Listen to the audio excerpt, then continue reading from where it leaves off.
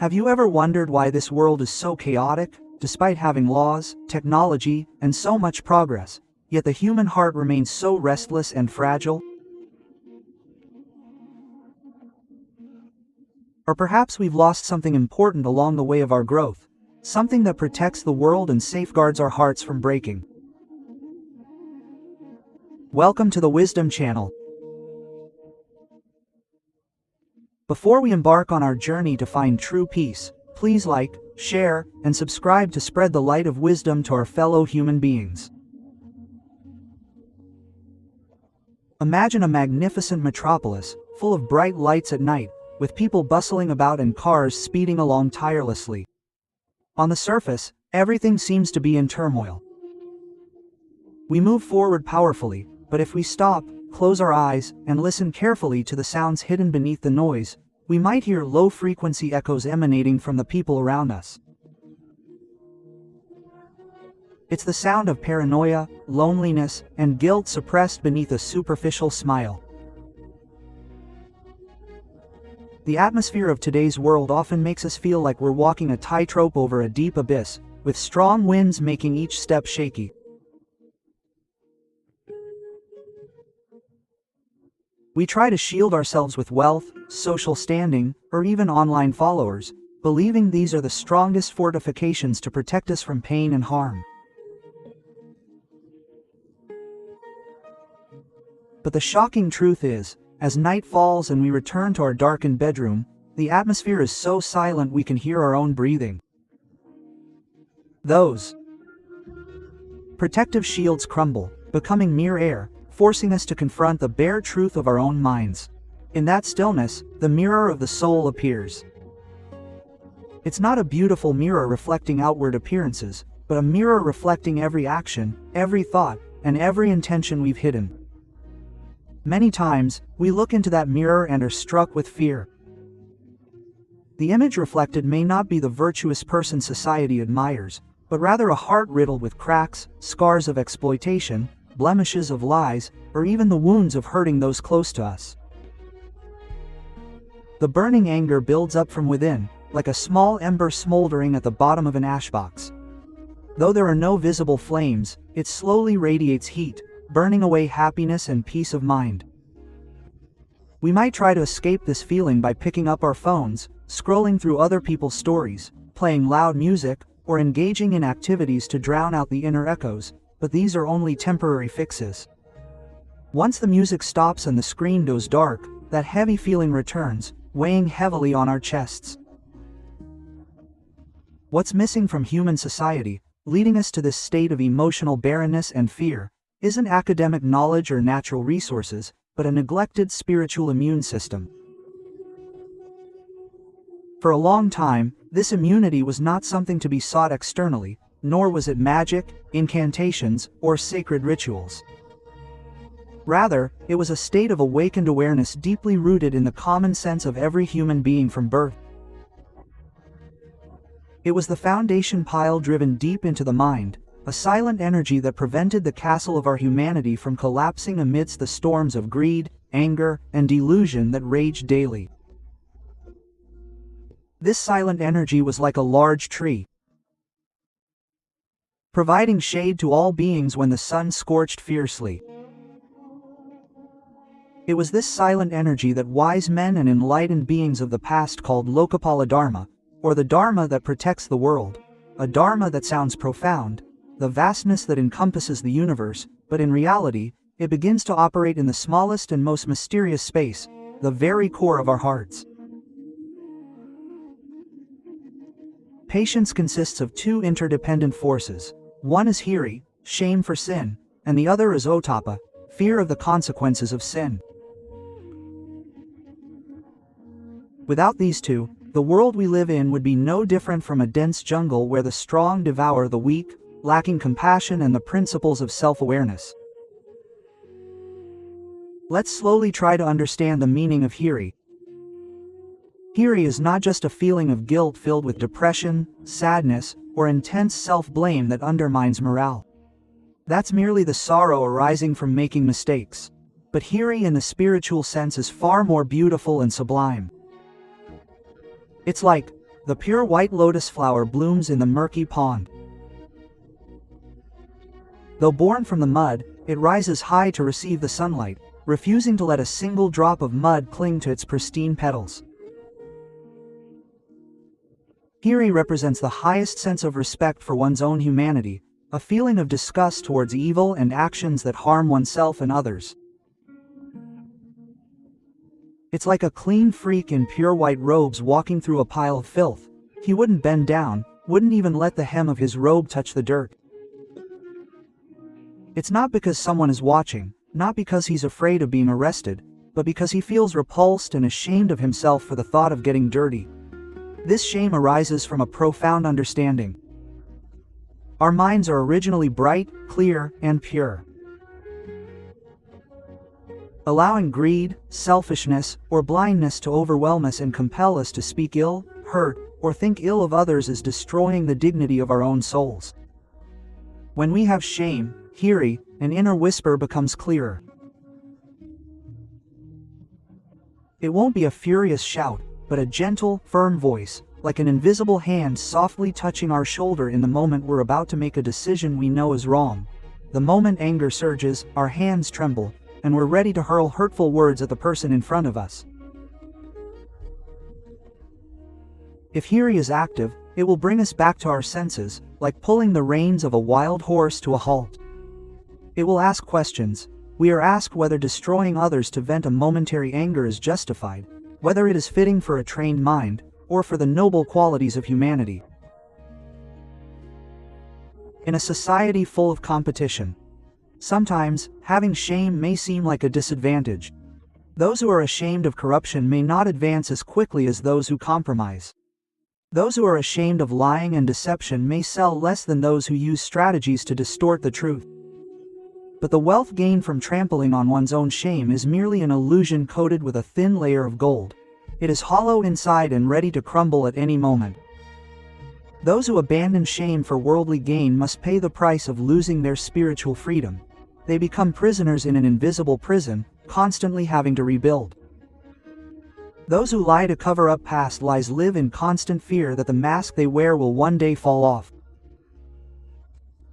Meanwhile, those who maintain their shame, though outwardly ordinary and not exceptionally wealthy, possess an inwardly vast and boundless spirit, like a clear winter sky. They sleep soundly every night, walk with their heads held high, free from burdens and shadows to flee from. Their smiles are genuinely joyful, a serene tranquility that radiates and is felt by those nearby. Within this pure heart, another energy works in parallel, inseparably. It follows you like a shadow. This energy is atapa, or the fear of the consequences of sin. Many, upon hearing the word fear, may think of cowardice, hiding in their shells, or panic that prevents them from acting. But that is the instinctive, animalistic fear stemming from ignorance. However, atapa in the dimension of the ultimate reality is a fear that is vastly more refined and profound. It is a fear born from awakening, from wisdom that sees through the threads of cause and effect that weave this universe together. Imagine yourself standing on the top of a steep cliff, below a dark, deep abyss whose bottom is invisible. A freezing wind whips around, making your body tremble. In that split second, you feel the fear of stepping off the edge of this cliff. This fear doesn't make you weak. It's an ingenious mechanism that preserves your life. Otapa works similarly, but it protects your soul from falling into the abyss of suffering.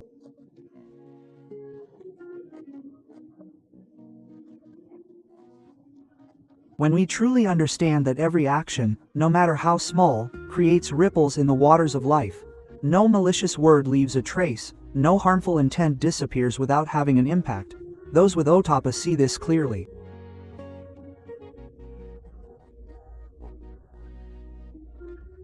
They don't fear punishment from any god, nor the hells described in ancient scriptures. They fear the hellfire that burns within their own hearts. Just observe, when we make a mistake. If we say hurtful things to those we love or secretly commit immoral acts behind others' backs, even if no one catches us and society doesn't punish us, the moment the act is completed, the seeds of fear have been sown in our minds. We will begin to experience insomnia and restlessness. Every time someone mentions something similar, our hearts will race with fear. The whole world will seem to shrink, and the atmosphere around us will feel suffocating and constantly watched. That is the consequence of sin that Otapa tries to warn us to avoid. It is a prison without bars, yet it tightly confines our spiritual freedom. Having Otapa is like having a long-sighted vision that overlooks fleeting immediate pleasures and sees the long-lasting pain that awaits.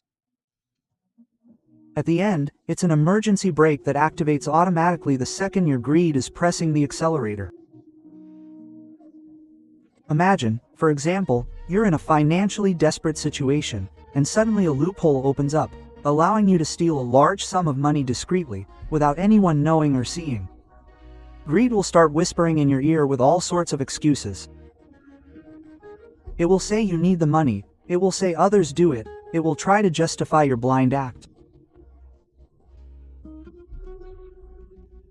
But if your mind is deeply ingrained with greed, a scenario of the future will immediately overlap. A picture of yourself living in fear, a picture of ruin if the truth ever comes out, a picture of shame that will haunt you for life, and most importantly, a picture of a corrupted mind. It is the very thing that loses its dignity and self-respect forever when those images become clear. The desire for that money will fade away on its own, not because we are forced to be good people, but because our intellect assesses that the cost of spiritual destruction is too high to be exchanged for mere pieces of paper called money. When shame, hiri, and fear of the consequences of evil, otapa, are perfectly integrated, it creates an incredibly powerful state that elevates the human spirit. This state is the essence of the worldly dharma, the dharma that protects the world from destruction. Protecting the world here does not just refer to this large blue planet. But I'm referring to the smallest, most complex world, the inner world of each of our minds. If this inner world is protected, kept peaceful, calm, and orderly, the outer world that we see and touch will also be peaceful and beautiful. Imagine a society where people live their lives guided by these two principles. The streets would be free of honking and angry shouting because everyone would be ashamed to devalue themselves by wallowing in anger. The online world would be free of bullying and mudslinging because everyone would fear the emotional wounds that such words would inflict on others and ultimately wound themselves. Practicing shame and fear of wrongdoing in daily life doesn't mean sitting with eyes closed in meditation in a cave or cutting oneself off from the world. Outwardly, it's the opposite. It's training amidst chaos, amidst the daily trials and tribulations. When someone takes advantage of you, anger erupts like boiling lava in a volcano. Raw instinct compels you to retaliate, to get revenge, an eye for an eye, a tooth for a tooth. That split second of emotional life or death struggle is the true arena of the spirit.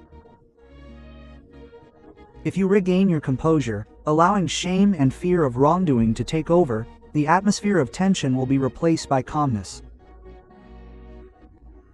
You will begin to see the person taking advantage of you as merely a lost human being, driven by greed and ignorance. You will choose to defend your rights decisively, but without hatred. You choose. The choice not to let his mud stain your white robes, the choice not to retaliate, is not a defeat but the greatest victory, a victory over one's own primal instincts. This practice is the glass bridge that stretches across the ocean of suffering, leading us to true peace or the state of nirvana.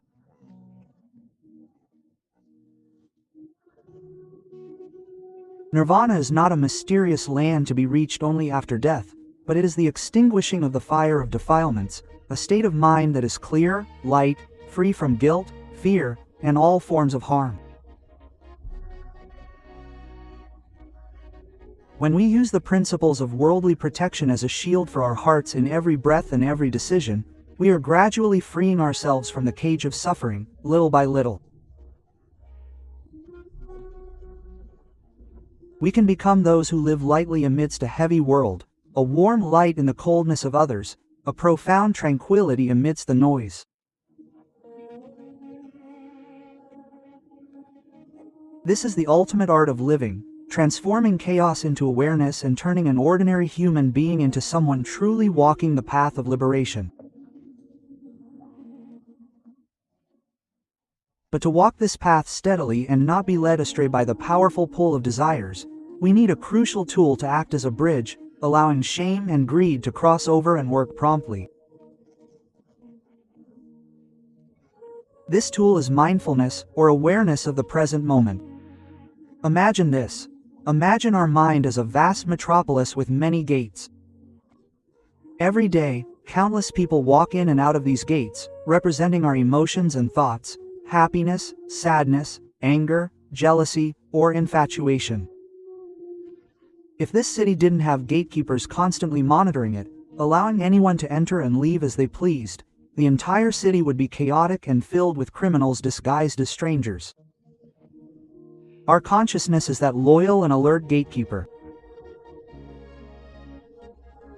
Many times in daily life, we let this gatekeeper fall asleep, living on autopilot, responding automatically. If someone insults us, we insult them back.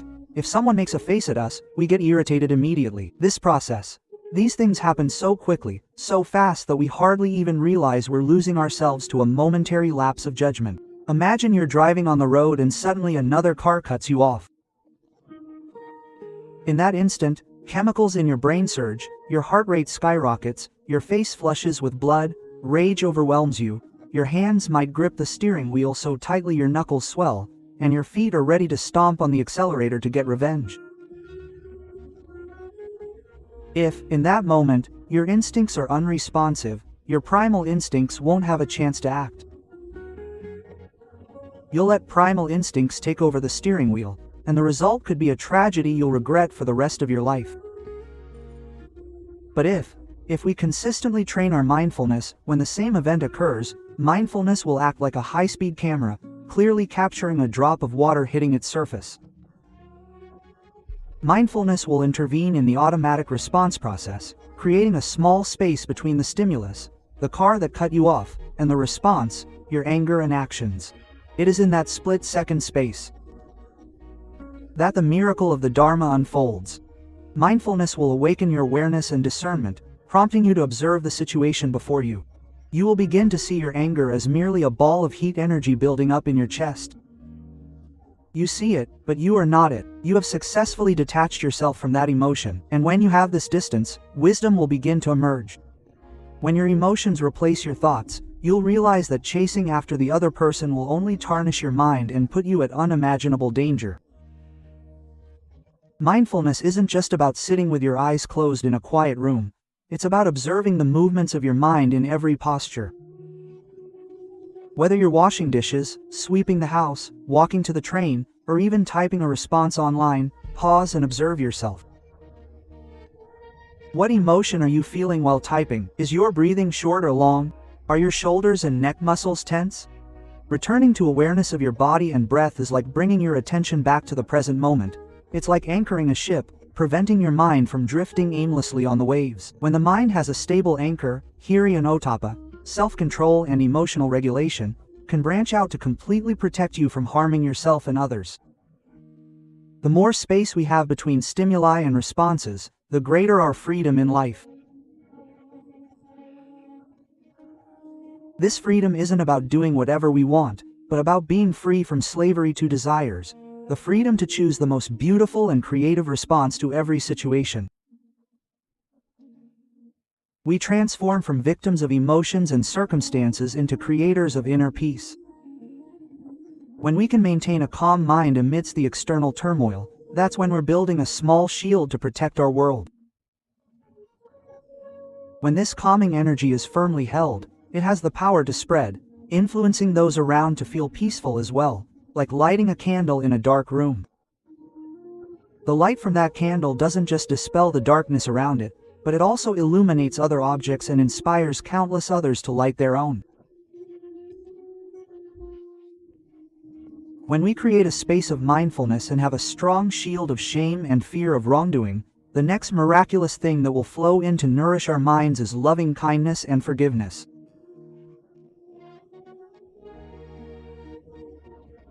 Many times we cannot let go of suffering not because we lack wisdom, not because we don't know how much anger hurts us, but because deep down we still cling to it.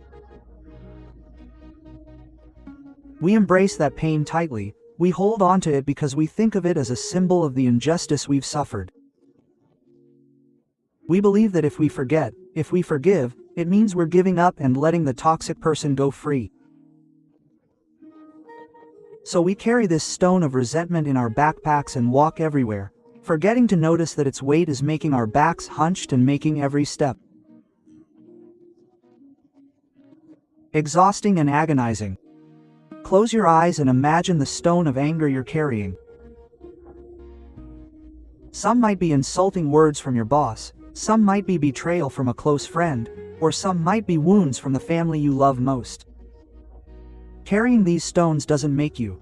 Those who hurt you must feel the heaviness in your heart, even if only slightly. They may have forgotten the incident, sleeping soundly or happily eating, while you lie tormented, crying and letting the same events replay over and over in your head like a broken record.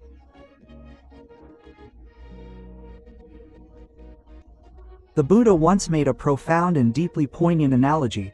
Hating someone and wishing for their downfall is no different than drinking poison yourself and then waiting for someone else to die.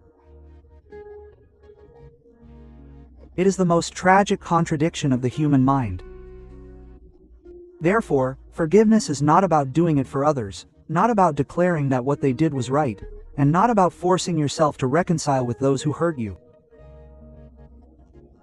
It is about giving. The greatest act of self-compassion is releasing the shackles, the hooks that bind your heart to a bitter past. When you begin to realize, through your sense of shame, that this very resentment is the true hellfire burning you alive, you will feel shame and remorse for allowing your noble mind to sink into the mire of hatred. You will slowly lower that backpack, placing the stones one by one back on the ground, returning it to nature, allowing the law of karma to take its course justly, without you having to jump in as a judge or executioner, getting your hands and heart dirty. This process of letting go may not be accomplished overnight. Some wounds may be too deep to heal simply by telling yourself, Forgiveness begins with a change in perspective. It starts with shifting from seeing ourselves as victims to recognizing that all human beings, including those who hurt us, are subjects of certain desires and are suffering from a spiritual illness called ignorance, avidya. Because they are blind, they project that darkness onto others. When we look through this lens of understanding, anger gradually transforms into compassion and pity. We begin to see that beneath the evil deeds lies a struggling and suffering spirit. This understanding doesn't absolve their guilt, but it cleanses the anger in our own hearts. And when the storm of anger subsides, what remains is the most refined tranquility. It is a state where the mind returns to its true home, a home without cracks, without shadows, but only lightness and the light of wisdom. This is the greatest reward of living the way of the wild and untamed. When you successfully protect your inner world from the attacks of all desires, you will experience the taste of freedom that cannot be bought with money. It is the freedom to smile at all the fluctuations of life with a steadfast and joyful heart, ready to continue walking on the glass bridge of awareness towards eternal peace. On this glass bridge of awareness, the surrounding scenery may seem beautiful and full of light, but the journey of ordinary human beings like us is not paved with roses. The bridge to enlightenment is not always smooth and seamless. At certain steps, we may face strong gusts of wind from life's trials, bringing new temptations and desires.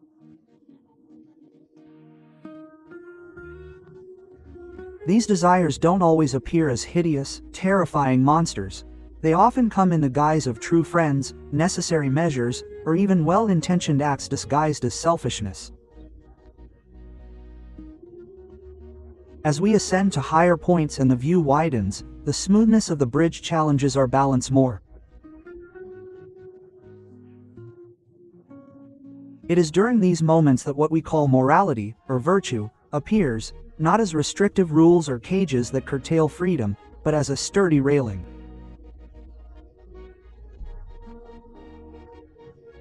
The strong pillars that run parallel to the bridge support and prevent us from falling into the dark abyss below. Many people have a misconception about the word morality. We often view morality as prohibitions that go against human nature, a burden to bear, making life unenjoyable and full of stress. But if we look deeper through the lens of the mundane, we will discover a beautiful truth. Morality is not something we must strive to uphold relentlessly, but rather a natural byproduct that arises when our minds are overflowing with shame and fear of wrongdoing. Imagine a person who has profound love and compassion for themselves and fears the suffering that will follow. They would never allow their own hands to fall. A person stained with blood, no matter the benefit, would never dare to seize what does not belong to them. They know that wealth obtained through the exploitation of others will become scorching hot coals that burn their soul every time they close their eyes. They would never utter a lie because shame outweighs the benefit of lying. Therefore, morality is not about forcing oneself to refrain from evil, but rather a state of mind that abhors wickedness to the point of being unable to stoop to its level. It is the normalcy, the beautiful balance of an enlightened human being. Yet, we are all still in the process of training, still travelers who may experience fatigue or momentarily let our awareness drift away. Sometimes we may stumble and slip, carried away by circumstances. The allure of anger or a slip of the tongue, of saying things one shouldn't, is irresistible. The moment a mistake occurs, guilt instantly overwhelms you, like a dark cloud obscuring the light on a glass bridge. Many, when they stumble and violate moral principles, fall into the trap of severe self-punishment, sinking into feelings of worthlessness, repeatedly beating their own minds until deep scars form. This is not the path to wisdom. The world teaches us to distinguish between destructive guilt and constructive remorse. If we possess the right sense of shame and fear of wrongdoing, hiri and otapa, when we make a mistake, we will feel pain and shame, but it will be a pain accompanied by mindfulness. We will dare to accept the truth honestly, without making excuses, and we will see the cracks that have formed. We reflect the cracks in the mirror of our souls, but instead of shattering it with hatred, we choose to use wisdom and compassion to gently mend the broken pieces, reconnecting them. This healing process is similar to the Japanese art of kintsugi, where broken pottery is repaired by mending the cracks with pure gold. The potters don't try to hide the cracks to make them look new, but rather they emphasize them, making them more prominent and beautiful. The once broken teacup becomes a valuable and unique work of art. Our minds are similar. Every time we make mistakes, weaken, or succumb to our desires, if we use shame and fear of wrongdoing like pure gold to mend them, we can heal. By acknowledging our imperfections, learning from past mistakes, and resolving not to repeat them, our once broken minds will be elevated to become stronger and more beautiful than before.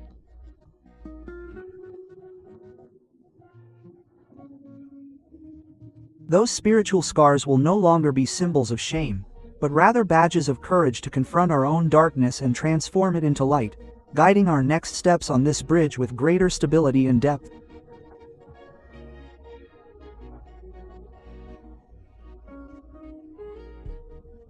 When we rise again and walk with renewed determination, we will begin to notice that the real obstacles are no longer external storms or visible, coarse desires, but rather tests at a deeper level.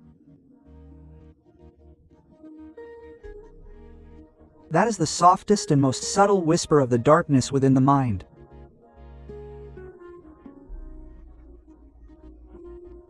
This whisper doesn't urge us to kill or steal, but it often comes in the form of ego disguised as goodness, or what we often call spiritual ego.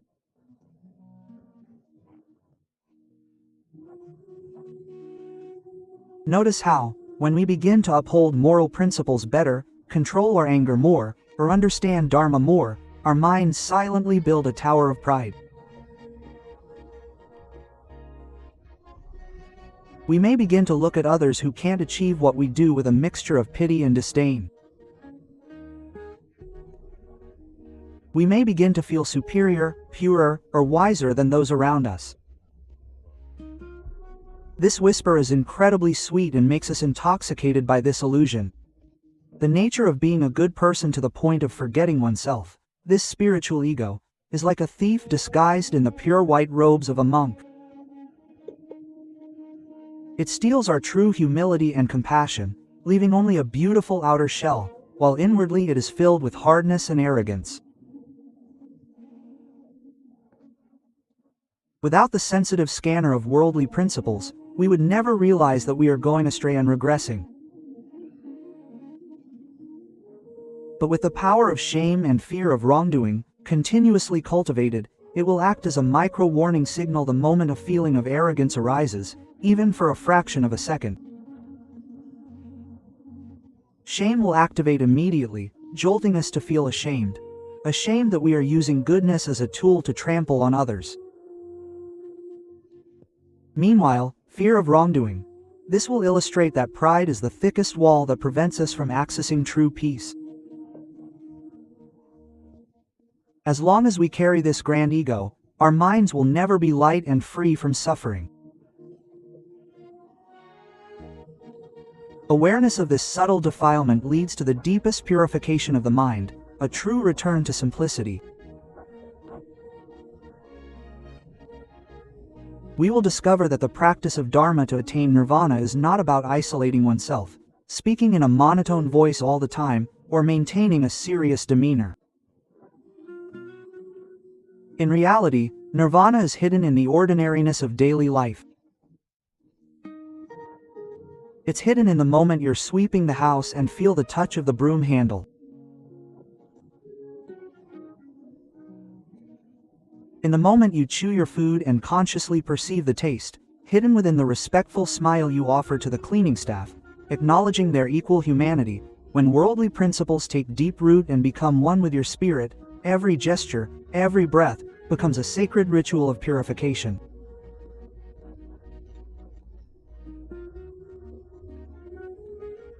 The heavy burdens of the self gradually dissolve, like ice melting in the morning sun, turning into pure water that silently and without a trace seeps into the earth.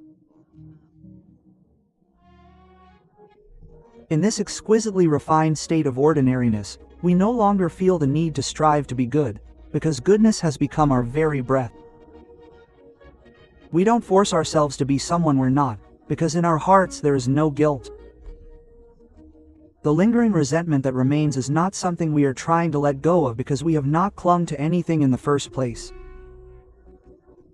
This is a victory without a winner, and a peaceful one that does not come from avoiding chaos, but from understanding and fully embracing the reality of the world. A mind perfectly protected by shame and fear of wrongdoing becomes like a vast, boundless sky. Whether there are storms or birds flying across the sky, it remains empty, clean, and light. This is true freedom waiting for all of us to reach, simply by starting to care for and protect the small world within our hearts, making it beautiful with every breath.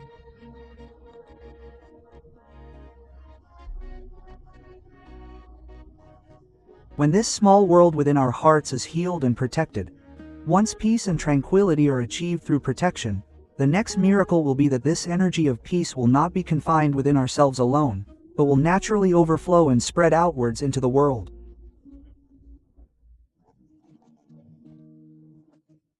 This is the truest and greatest meaning of the phrase, Dharma protects the world. Many may have questioned, with a feeling of despair, how simply being a good person, having shame and fear of sin, and remaining quiet alone can change this vast world in a world full of conflict, exploitation, and ruthless competition. This thought arises from seeing ourselves as just a small, isolated point, cut off from everything around us. But in reality, according to the principles of nature and the energy currents of the universe, all human beings are inextricably interconnected through invisible threads woven together into the canvas of life.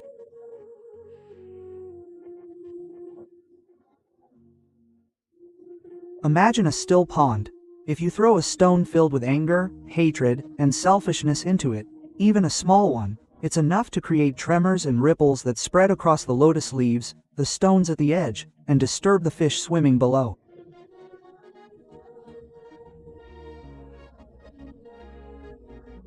Conversely, if your mind is steadfast in the realm of impermanence, and you choose to pour drops of compassion and peace into the same pond, the ripples that spread will be waves of coolness, soothing and calming all things.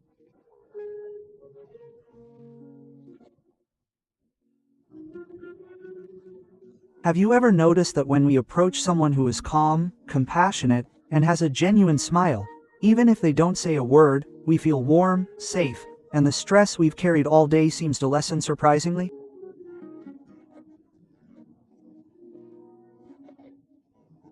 This is because the energy of shame and moral restraint, which has been molded into a purity in their heart, acts like a spiritual air conditioner, absorbing heat and releasing coolness to nourish the surrounding space. The same applies to society, family, or the workplace. When someone lives with self-awareness, chooses not to solve problems emotionally, refrains from gossiping, and upholds truthfulness, the positive influence is felt. That steadfast person is acting as a pillar of light, supporting the structure of relationships and preventing them from collapsing. Even if initially they seem alienated or perceived as willing to take advantage, over time their consistency in goodness becomes a large mirror reflecting back to those around them, causing them to reflect on themselves. The atmosphere of suspicion is gradually replaced by trust, because everyone knows this person will never betray them or take advantage. This is the beginning of building a truly safe society, a society not constrained by laws or surveillance cameras, but protected by the noble conscience of its people. It's a protection of the world that begins with a revolution in the small space within our own hearts. The deeper we understand this connection, the more the feeling of separation between us and them will fade. We will begin to see that harming others is no different from harming ourselves, and helping others is also an elevation of our own spirituality. Shame, hiri, will expand from simply not committing shameful acts to a feeling of shame in ignoring the suffering of fellow human beings. Meanwhile, fear of karmic consequences, atapa, will make us realize that every injustice we allow to occur in society will one day inevitably come back to affect us or those we love. When our spirit matures to this point, practicing righteousness will no longer be a distant matter. The search for personal peace to escape the world is no longer about seeking it, but about finding inner strength to embrace and heal this world with hands full of compassion. This will be a solid foundation for creating a new, more beautiful world. But this new, beautiful world does not mean a world without loss, separation, or storms. As long as we live and are caught in the cycle of rebirth, the law of impermanence will continue to faithfully perform its function. One day we may face an economic crisis that wipes out all the wealth we have accumulated throughout our lives. One day, the person we love and trust most may turn their back on us. Or one day, this healthy body may be. The gnawing disease of shame gnaws at the moment when the whole world seems to collapse before your eyes, the second when emotional darkness tries to engulf everything. This is life's most crucial examination.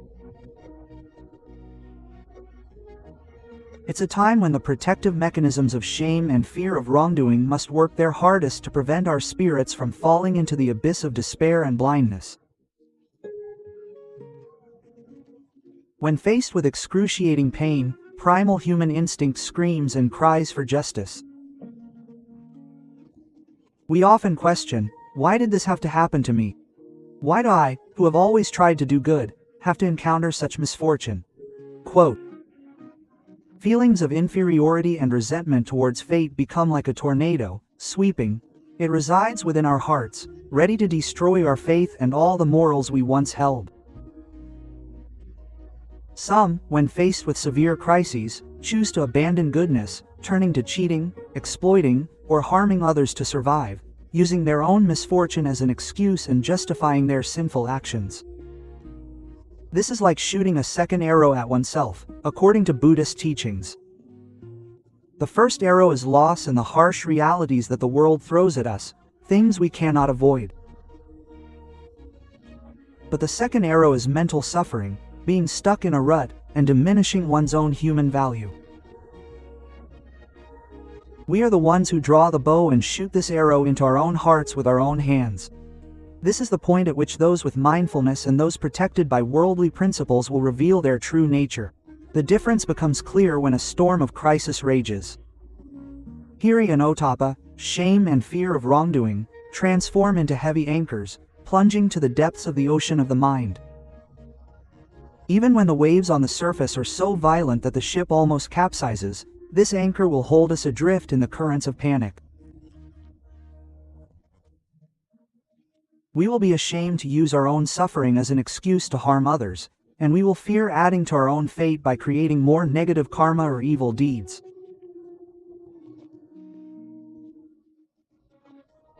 Wisdom cultivated through training will whisper to us amidst the roar of the storm that external events are beyond our control, but the only thing we have absolute control over is our attitude and actions. Our reaction to those events, facing suffering with dignity, isn't about pretending to be strong, holding back tears, or deceiving ourselves into thinking everything is okay when our hearts are breaking. It's about allowing ourselves to feel sadness and pain fully, as ordinary human beings, while simultaneously observing that pain with awakened awareness. We see the tears flowing, but we don't drown in them. We embrace the loss with an understanding of the laws of nature, a complete acceptance of reality, without resistance, struggle, or cursing fate. This state of acceptance creates profound peace amidst the chaos, as if we discover the center of the whirlwind, the most tranquil point, even as the surrounding storms continue to rage. When our minds are firmly established in this center of peace, we discover a hidden power within, a power that helps us rise, brush off the dust from our clothes, and move forward with a stronger, gentler, and more joyful heart than before. We are ready to transform every wound into a roadmap of wisdom that guides us and the world towards eternal peace. Stepping out of the storm of life with a wounded heart but filled with wisdom leads us into a completely different spiritual landscape, a place where the waves of crisis and hardship fade away. The outside world has calmed down, and we've managed to keep our inner world from shattering. The view from this glass bridge stretches out and becomes flatter. The sunlight streaming down is warm and gentle, but it is in this serene silence that the next test awaits us. It's not a test accompanied by deafening roars or violent tremors like in the past, but rather a confrontation with the quietest, smallest, yet most difficult enemy to deal with, the subtlest desires, or the dust of sorrow lingering in the deepest recesses of the soul. Imagine cleaning a large, abandoned house. In the beginning, when you enter, you face piles of rubbish, large stubborn stains and ingrained dirt. Require immense physical and mental effort to clean up. This is comparable to battling coarse desires like intense anger, greed for what belongs to others, or delusions that harm one's own life. When we use shame and fear of wrongdoing as a broom and cleaning solution to scrub the house clean and livable, we might mistakenly think our work is done. But when you open the window and let the afternoon sunlight stream in, you will see something hidden in the air, something invisible to the naked eye in the shade, millions of tiny dust particles floating and dancing in the sunlight. These are subtle defilements that still linger around us and in our hearts. These mental dust particles don't drive us to commit crimes or harm others. They are simply minor frustrations like being stuck in traffic for too long, the deep-seated feeling of comparing ourselves to others when we see friends on social media getting promoted, or the slight resentment of someone saying something offensive, even for a split second.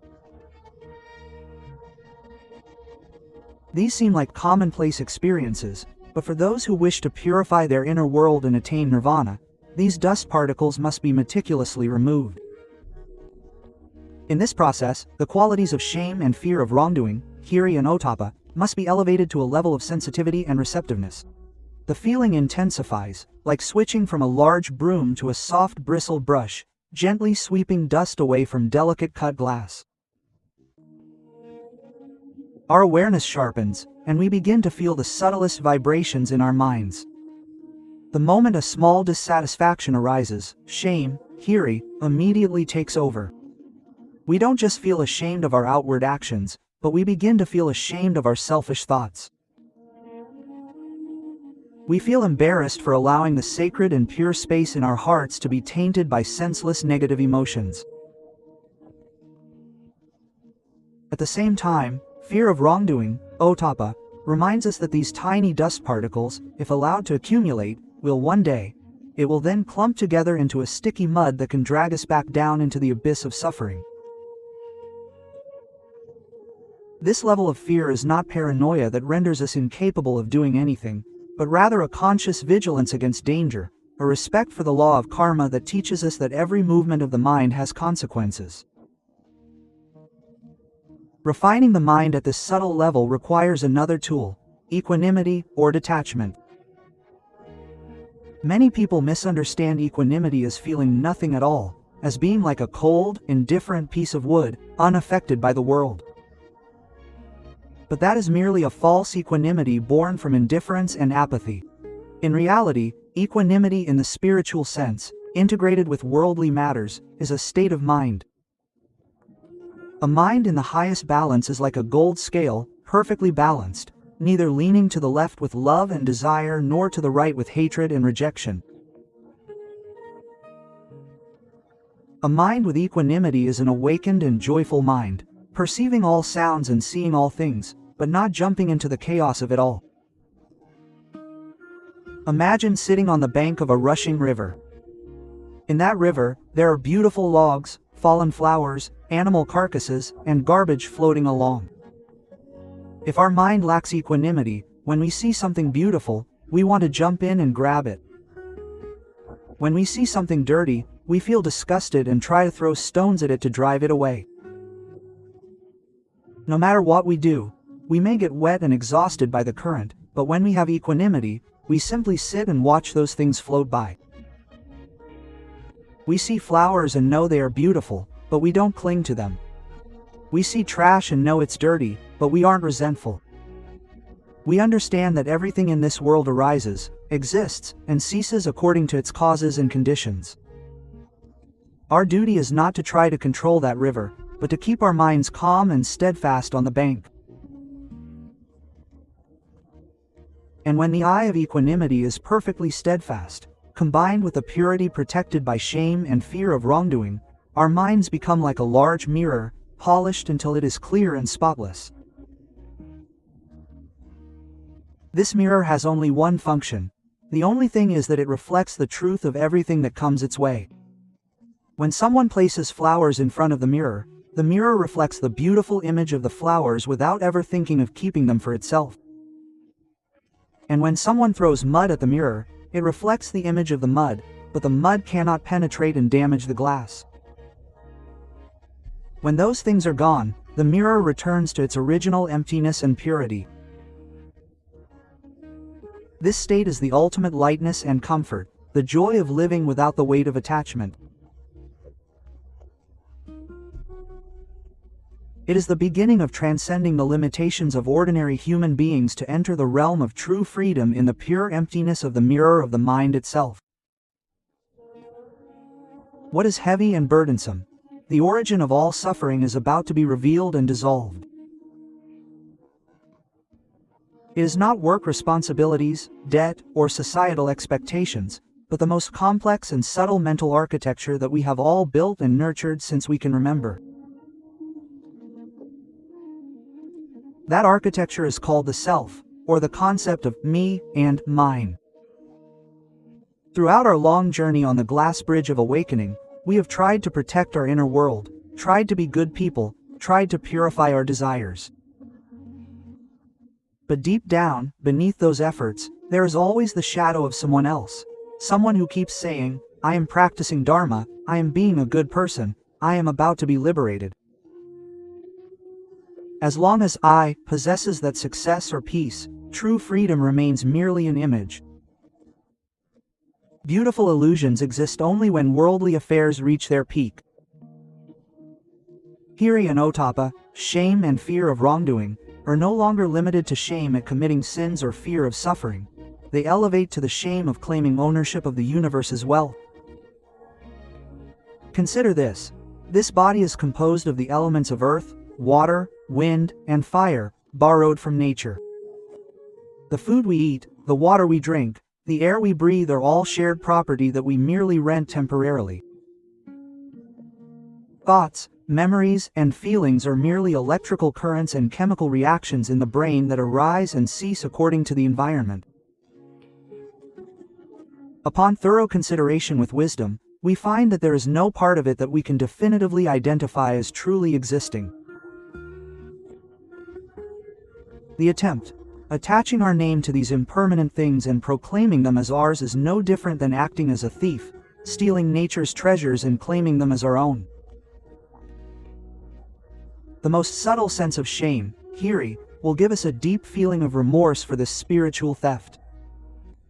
We will be ashamed to be angry when our body is sick because we realize that this body is not ours. It will inevitably decay according to its laws. We will be ashamed to suffer when we lose possessions or loved ones because we know that we never owned those things in the first place. We are merely fellow travelers who happen to meet at the train station of time, and one day we will all go our separate ways. This level of shame, Otapa, will allow us to. We fear the heavy burden of carrying the whole world on our shoulders. We fear the prison of the ego that traps us in the cycle of birth and death repeatedly. When this ultimate shame and fear arise, the structure of the self, once as strong as a rock, begins to crack and disintegrate. This disintegration of the self is not a terrifying emptiness or annihilation that makes us disappear from the world, but rather it is the expansion of the spirit to a vast and limitless expanse. It's like a tiny drop of water once confined in a narrow glass bottle. That drop might have been proud of its form, afraid of losing its identity, but one day that bottle is shattered, and the drop falls into the vast ocean. The moment the drop of water touches the ocean, the surface of the sea has forever lost its essence as a tiny drop of water, but it hasn't disappeared. Instead, it has become a part of the powerful ocean, a part of the waves, a part of the depths yet to be reached. It has lost its boundaries in exchange for infinity. Similarly, a mind that lets go of the self, of me, and mine, will merge with the current of Dharma, becoming one with the reality of the universe. At this point, the breath, both inhalation and exhalation, will be merely a natural phenomenon, no longer my breath. The peace that arises is not my peace, but the original state of nature that manifests itself when the clouds of self are completely blown away in this realm of egolessness. Yes, where eternal peace or nirvana awaits. Nirvana is not a sacred land on a high mountaintop, nor is it a heaven filled with angels and deities. nor is it a state after death. Rather, nirvana is a reality manifested before us in the present moment. It is a state where the fires of desire and attachment have been completely extinguished by the cool waters of wisdom and worldly understanding. Those who enter this state will still be alive, still eat, walk, smile, and talk, but they will do so with the lightest heart possible. There will be no expectations, no disappointments, no psychological concepts of birth and death. Once we have stepped into this boundless, egoless state and merged into one with the stream of Dharma, many may wonder what life will be like in the real world. Will we have to abandon everything, flee into the forest, and completely cut ourselves off from human society? One of the biggest misconceptions among spiritual travelers is believing that liberation means turning our backs on the chaotic world. But in profound reality, true awakening is about jumping back into life in the same world, a world with traffic jams, gossip, and competition, but we return with new eyes and a completely different heart, a heart that will no longer fall prey to circumstances.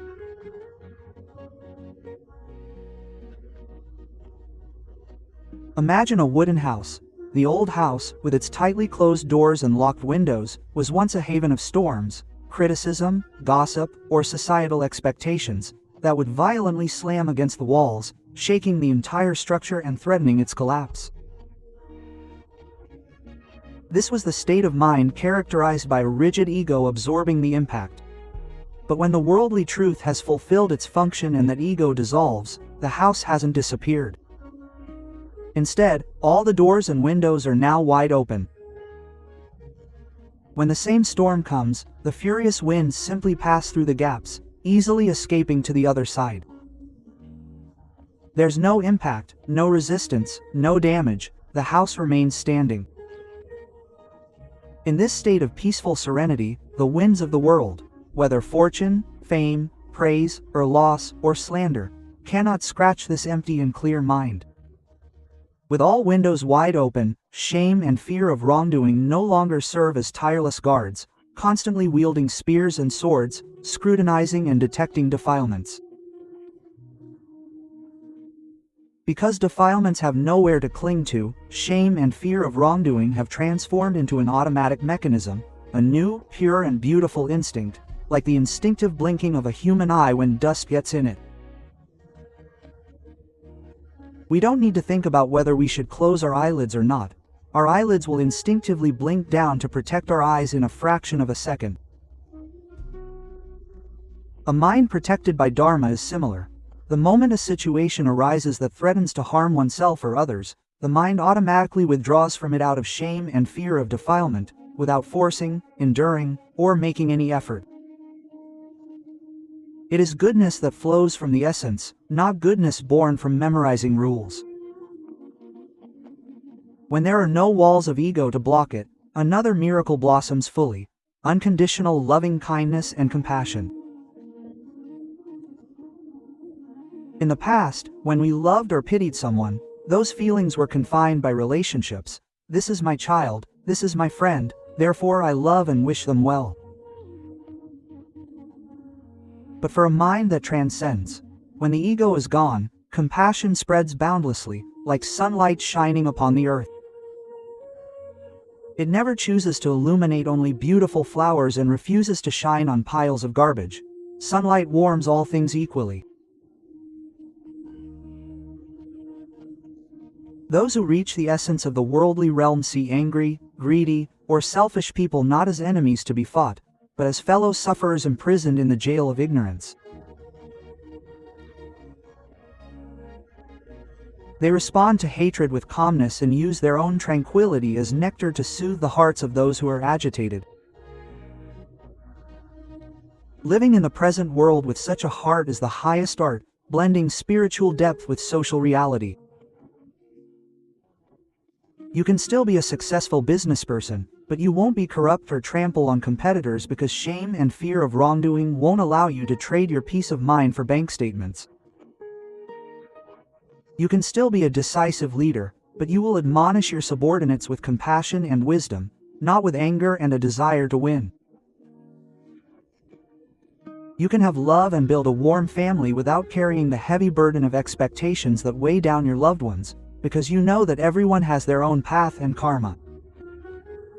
You simply perform your duties in the present moment as beautifully as possible, without clinging to the outcome.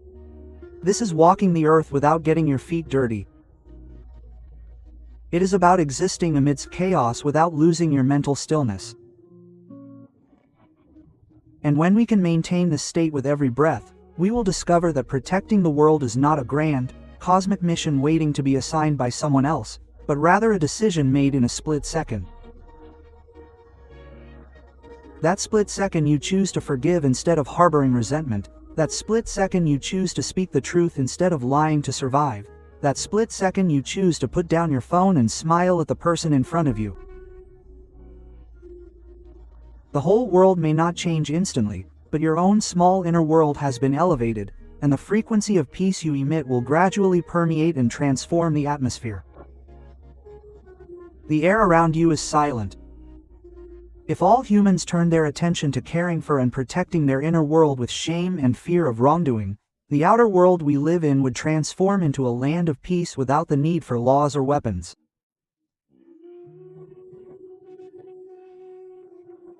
The path of Dharma, therefore, is not a path that leads us to search for mysterious lands, but a path that leads us back inward, back to the original home of the spirit, a home that was once pure and free from turmoil before we allowed desires and delusions to plant layers of suffering within.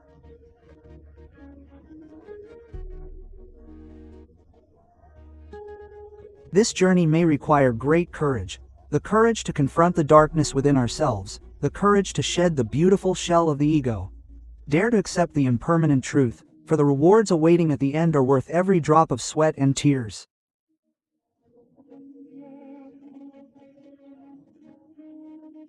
For it is the discovery of the one key that unlocks all shackles, leading us across the ocean of cycles of birth and death to the shore of eternal peace, to a state of complete mental freedom, a state we call nirvana. This art of living, perfectly protected by the world and its teachings, is like a symphony, the most harmonious and beautiful melody of humanity. Throughout our shared journey of meaning, we have seen that the chaos of the external world we face is not caused by external factors. Nothing but cracks in the mirror of our own souls has been found. We have learned that shame, hiri, is the pure white lotus rising from the murky pond, reminding us not to diminish our human value by associating with evil, and fear of the consequences, otapa, is the emergency brake and the long-sighted vision that sees beyond fleeting pleasure to the long-lasting suffering hidden behind actions that violate the Dharma.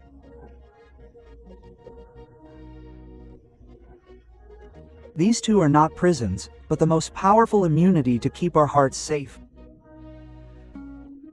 We have seen the importance of mindfulness, the faithful gatekeeper that creates space between stimuli and responses, giving us the freedom to choose our actions.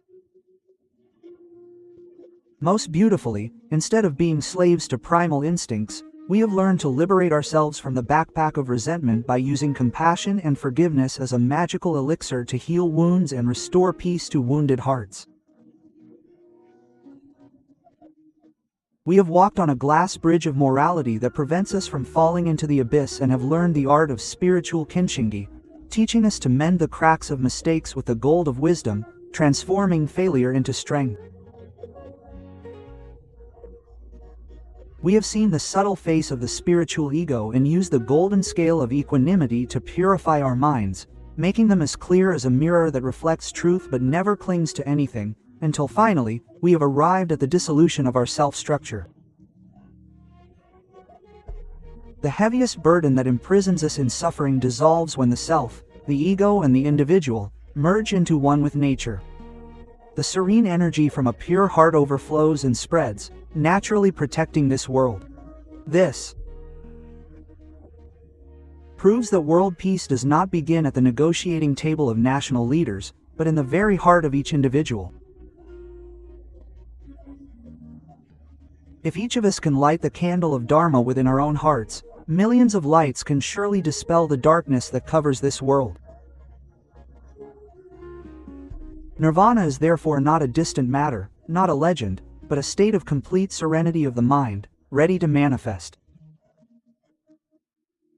With every breath, if we strive to keep this protective shield of the heart strong before we part ways in this final episode, I would like to invite you all to slowly close your eyes, take deep breaths, and exhale slowly. Feel the tranquility hidden behind the chaotic sounds of thoughts. Feel the pure energy dormant within you. You are the architect who holds your own destiny and soul in your hands. The whole world may spin wildly, but you have the right to choose to create the calmest center of the storm within your heart. Use shame and humility as a guiding light, mindfulness as the rudder, and compassion as the wind that carries you to your goal. May your journey back to the homeland of the mind be safe. May your soul be filled with joy, awareness, and true peace. If you feel that today's story has helped illuminate the darkness in your heart or provided you with an important tool to cope with life's turmoil, I encourage you to like, share, and subscribe to the Panya Dhamma channel to spread this light and protective shield to your loved ones and many other human beings who are waiting for hope. Sharing Dhamma is the greatest act of merit, as it bestows wisdom that will never fade. Thank you all for journeying with me into the essence of the spirituality throughout this series. May the tranquility of Dhamma reside and protect your hearts forever. Greetings.